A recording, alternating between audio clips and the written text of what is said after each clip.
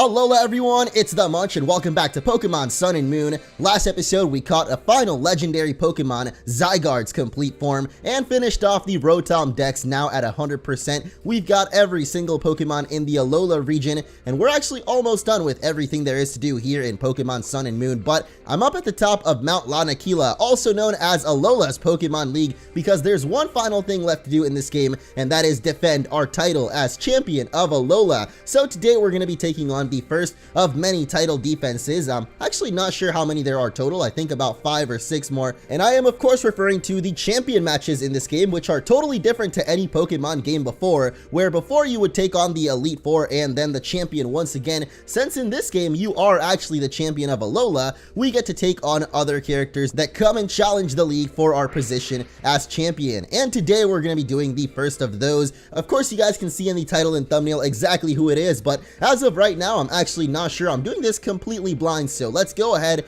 and have a seat at our throne. And if you guys are excited for another champion title defense, make sure to hit that like button and let's get to it, because today we've got none other than Molayne. I came to check on what Kukui has built, and the Pokemon League is fantastic. It's a place that conveys the awesomeness of Alola to the world. And in that case, I guess that's what's important, is what kind of trainer the champion is. And of course, the champion is none other than myself here in the classic outfit. So it is time, guys, to take on Pokemon trainer Molayne in one final epic battle. Even though I guess the rest of the series, the Pokemon Sun and Moon playthrough, is going to be non-stop epic battles because we've got just the title defenses left to do. So we're starting off with the Steel type user, Molayne. I guess pretty much every character or every typing that we didn't have a trial captain or an Elite Four for is going to be here in the title defense, starting off with the Steel type being represented by Molayne here. And of course he does start off with a Skarmory, so I think I'm actually going to want to switch on out of here and bring out Puka. But as you guys can see, I do have Zamasu on the team now, swapped out for Rhonda the Tsarina. I guess they are both grass types, and I just thought, you know, we might as well have a grass type that has a secondary typing along with it. And because I've been lately loving Decidueye, actually the final evolution of Rowlet, the grass starter, I decided to add Zamasu onto the team. But we do of course have the rest of the squad as normal, starting off with Puka here, who is tanking up the Skarmory no problem.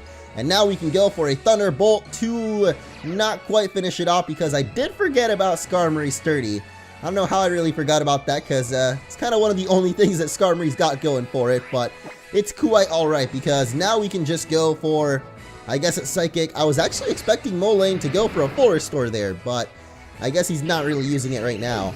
I don't know if these, what is it called, title defense matches, they don't like using Full Restores or what, but I do know that they've actually got a full team of, wait a second, what? He's only got 5 Pokemon, are you kidding me? Wow, I actually thought they were going to end up having a full team of 6 Pokemon, because definitely Hau and Professor Kukui did when they took us on with those title defense matches, but I guess not for the rest of the challengers, at least not Molayne here. And he is actually going for the Alolan Sandslash up next, which begs the question, why the heck did I bring out P-Hat? I'm actually not sure, but I'm definitely going to switch out here. I'm going to bring out the bad boy El Tigre himself, because yeah, I don't think Alolan Sandslash is too great for P-Hat to handle. I kind of thought it would be a regular Sandslash, in which case we could have, I guess, Liquidation and hope for the best. But whoa, this thing actually does have Earthquake, which is not going to be too great against El Tigre, or I mean it isn't going to be good for him, as he took a lot of damage there from it, but definitely surviving, living it today. So let's go for our Flare Blitz to hopefully finish off this Alolan Sandslash in one hit, which, I mean, let's be real, I'm not sure why it wouldn't take it down in one hit, because El Tigre is a beast right now. Definitely my highest level Pokemon along with Puka. And I've actually been planning on, or I guess thinking about making an EV training guide where I will use the Pokemon in my team and do an EV training guide with them, because I actually really love these Pokemon and would love to use them in competitive battles instead of having to breed new ones, because there is actually a method in this game for getting perfect IVs on even the Pokemon that you already have on your team. So I definitely want to make a guide on that in the future, but I figured if we did EV train these guys, it would kind of be overkill for these title defense matches, because as you can see, they are only at level 60, well 61 for this Metagross, so in their 60s in general, and we're all the way at 75, so yeah, adding EV training on top of that would kind of be overkill. So once all of these matches are over with, which is pretty much one of the final things we need to do here in Sun and Moon, I will definitely be coming out with that, and then we can take on the battle tree, and that's pretty much all there is left to do in Sun and Moon. I can't believe it, guys, but it's been about 2 months since the game came out now. Officially, we're in the end of January, so yeah, it's definitely been 2 months now. I think January 18th, so in a couple of days here, it'll be exactly 2 months. But that Metagross there definitely hurting Puka, but not quite able to take it down. And this time around, Molayne is going to switch out. Oh no, the Dugtrio! Are you kidding me? Alright, well, when he brought out the Alolan Sandslash, we know that wasn't quite a ground type, but this Dugtrio still is. Just adds on that steel typing to it. So I think I'm going to go ahead and switch out to Sarah. We do have the Sky Uppercut, and that'll definitely be super effective against the Kardashian trio here.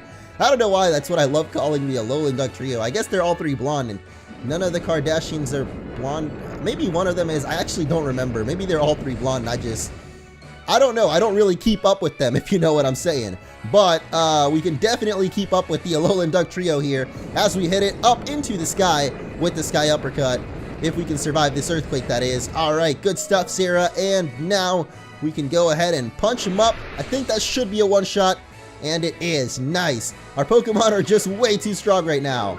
And of course, they do have that tangling hair, though. Really weird ability. I still don't really get this Alolan Dugtrio. It's such a weird design for a Pokemon. But yeah, that's actually one thing I am planning on bringing you guys as well, is my top 10 favorite Alolan forms. So definitely be on the lookout, because now that I'm back home from my Texas vacation, I know it took a little while for me to get back adjusted to things and life here at home, but I will definitely be coming to you guys with more daily videos and a bunch more variety as well now that we're done with Sun and Moon. I do want to finish off the Yokai Watch 2 playthrough, but after those two, well, I guess this one and that one, I will basically be done with almost every playthrough here on the channel, except for new stuff that I would start up. And I mean, there's always going to be unfinished projects, but I feel like that's just how it always will be. But pretty much everything I've started up recently should almost be complete now, and we can start up on some new projects, because it is definitely 2017, new year, same me, and a lot of awesome videos are coming. But for now, we gain a couple of levels off the battle with that Dugtrio there, or sorry, the Metagross actually. And the final Pokemon for Molayne is going to be a Magnezone. I'm not really sure who to bring out here. I think best bet would be Sarah, but you know what? Let's keep the Zamasu out. I mean, Zamasu isn't a flying type or anything, so it's not like Magnezone here will be super effective against us. And, oh man, I totally forgot, but I meant to give Decidueye here, or Zamasu, the Decidueye Z Crystal. How did I just forget the name of the Z Crystals? No, wait a second. Is it the... Wow, I actually just forgot how Z Crystal names work. I don't know why, but I think it's something with Decidueye in the name. The Deciduum Z. That's what it is. Deciduum Z. I forgot to give him that, and so our Spirit Shackle can't turn into a Z-powered attack right now, which is actually super awesome. I think it's called... It's not 1,000 Arrows, but it's something with arrows, I'm pretty sure. Because we definitely got the bow and arrow as the main weapon of choice here for Decidueye. But we can tank up this Flash Cannon, no problemo. And at level 67, a little bit closer to Molayne Zone, even though still Zamasu is super high level now. We are going to take down the final Pokemon with one more Spirit Shackle. And there it is, guys. Magnezone has gone down for a whole bunch of boosted experience. That Lucky Egg doing work. But that is it, guys. We have defeated Molayne. That Kukui, he discovered a great trainer. He sure did. You're talking about yourself, right, Molayne? Because you're certainly not talking about me. Just as I'd expect from an acquaintance of Kukui's, I too am proud that you are the strongest Pokemon trainer in Alola. I'll try to come hang out again. Pokemon battles with you are more fun than any game. What? You mean like video games? Okay, I was joking about Molayne having Mo in his name and being kind of like me, but hey, maybe he is supposed to represent the Mo in all of us, the Munch or something. I don't know what I'm talking about, but anyway, we do get to check out the Hall of Fame once again, and for the rest of these title defense videos, I'm going to be using exactly the same team, so let's check him out in all their firework glory. I'm not really sure these are fireworks, but like comets falling from the sky, and you know, they all get their own special color, which is pretty cool. But pretty much the only difference to the team now is instead of Rhonda the Sarina, we've got Zamasu the Decidueye, and that is going to be my Champion of Alola team, which I will be using for the rest of these title defenses. In case you don't know, there are a whole bunch more title defenses to do, and every time we take on the Elite Four again, a different challenger will approach our throne to challenge the title of Champion of Alola, so stay tuned for more I'll be posting hopefully one per day until we get all the title defenses done, which of course means these videos are going to be a little bit shorter now considering it's pretty much just one battle. But I hope you enjoyed it regardless, and stay tuned for the rest of them. I'll have plenty of videos coming with Yokai Watch and more of your favorite series returning, and a whole bunch of new stuff coming your way as well. So get hyped, get excited, and stay tuned for more. And I'll see you next time on Pokemon Sun and Moon.